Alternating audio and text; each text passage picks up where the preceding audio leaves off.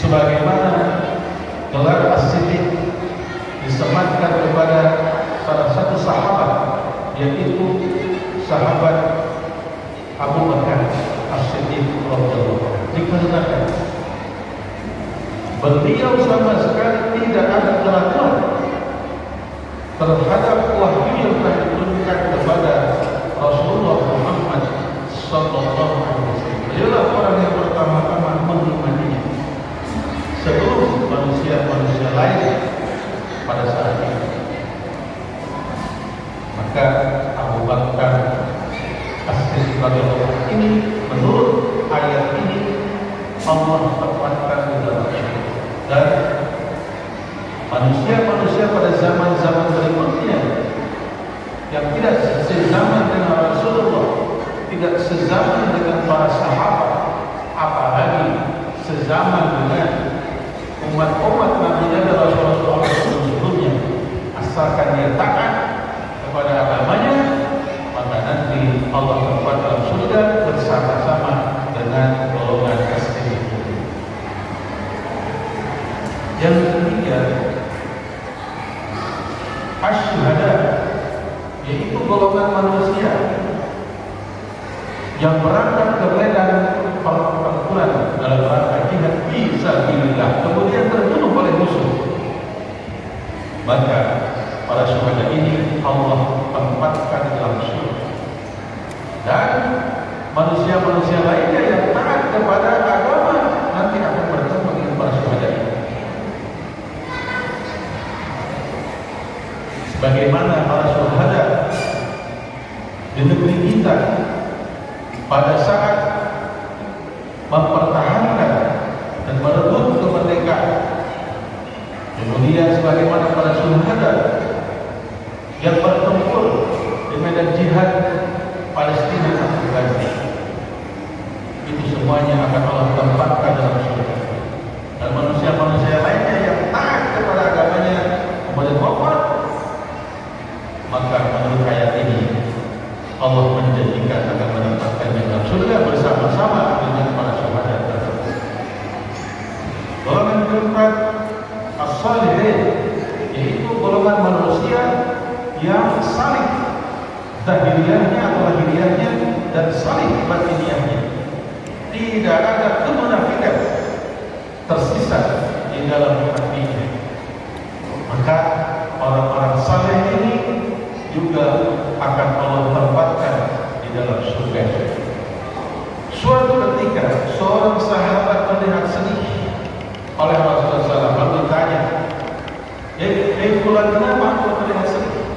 Maka sahabat tersebut yang berasal dari golongan Ansar menjawab, ya Rasulullah, kami ini setiap pagi melihat wajahmu. Sore kami bersama-sama dengan majelis itu. Tetapi besok-besok engkau akan dipanggil oleh Allah Subhanahu wa Ta'ala, dibersamakan dengan para nabi Rasulullah sebelumnya yang kami rawat kepada Allah. Maka kami tidak lagi bisa bertemu dengan engkau, berada di majelis engkau. Maka Rasulullah SAW membacakan ayat ini, wa may yuti'illah wa rasulah faulaika ma'al ladzina an'amta 'alaihim minan nabiyyin was-siddiqin wasyuhada'i was-shalihin. Islam memang nikmat, dan nikmatnya adalah nikmat terbesar. Setiap waktu, 5 waktu kita memohon kepada Allah untuk diberikan nikmat terbesar ini. Ihdinas siratal mustaqim, siratal ladzina an'amta 'alaihim. Ya Allah, tunjukilah kami ke jalan lurus. Jalan lurus itu jalan Islam, jalan yang telah Engkau beri nikmat kepada mereka. Mereka di sini adalah minan nabiyyin was-siddiqin wasyuhada'i was-shalihin. Jamaah sekalian yang Allah muliakan, jika di dunia ini kita merasakan rupa-rupa kenikmatan, itu adalah nikmat dunia. Allah dengan rahmat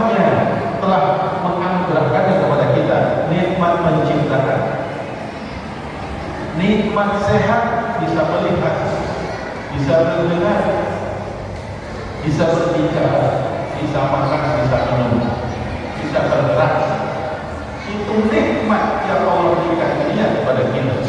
Siapapun manusianya, mau beriman mau tidak, Allah berikan rata semuanya dengan kenikmatan dunia. Mau kaya, asal berikhtiar semaksimal mungkin, Allah kasih nikmat di dunia. Malas-malasan, maka hasilnya juga sedikit. Itulah sebahagian dari sedikit rahmat dari Allah bagi orang-orang yang malas.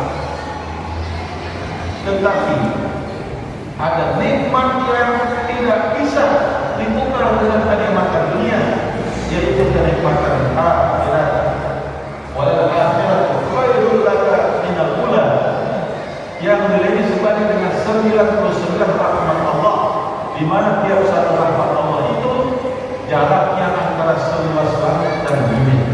Maka dapat kita bayangkan bagaimana kalau dikalikan dengan 99 dikali jarak antara bumi dan langit.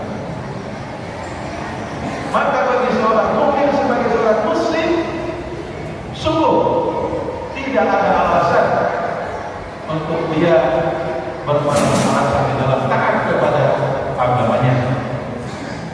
Sebegitu besarnya Allah Subhanahu wa taala menjadi rahmatnya bagi umat Islam. Maka dalam surat Fatih ayat 10 Allah berfirman, "Man kana yuridul izzah", barang siapa yang menginginkan kemuliaan, kedudukan tinggi.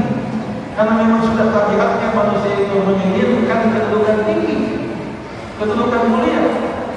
Maka yuridul izzah qalillahi izzatu jami'an, maka sesungguhnya seluruh kemuliaan itu akan milik Allah. Artinya menurut para ulama, carilah, dapatkanlah cita-cita kedudukan mulia itu dengan cara taat kepada yang maha memiliki kemuliaan. Barang siapa yang takwa, taat kepada Allah dan Rasulnya, maka Sang Maha Pemilik segala kemuliaan ini akan memberikan kepadanya sukses dengan izin dari Allah. Itulah konsep Islam, sehingga mendapatkan kehidupan bahagia dunia dan kehidupan bahagia di akhirat. Tetapi ada satu jenis golongan manusia yang dia ingin sukses, ingin mulia, tetapi dengan cara-cara tidak taat atau menentang kepada Allah Subhanahu wa taala. Karena kufur. Bisa saja karena usahanya yang sangat hebat, dia mendapatkan kemakmuran, kenikmatan di dunia ini. Tetapi karena dia tidak beriman, tidak mau beribadah kepada Sang Maha Pemilik segala kemuliaan ini, maka kenikmatannya cukup hanya di dunia ini. Sedangkan di akhirat dia tidak mendapat apa-apa. Diperingatkan oleh kita semua, agama Islam, hendaklah kita memiliki kisah, perasaan mulia, martabat tinggi sebagai hamba Allah. Kita tiap-tiap umat Islam ini adalah mulia, bermartabat. Dikarenakan apa? Dikarenakan taatnya kepada Allah, taatnya kepada Rasulullah.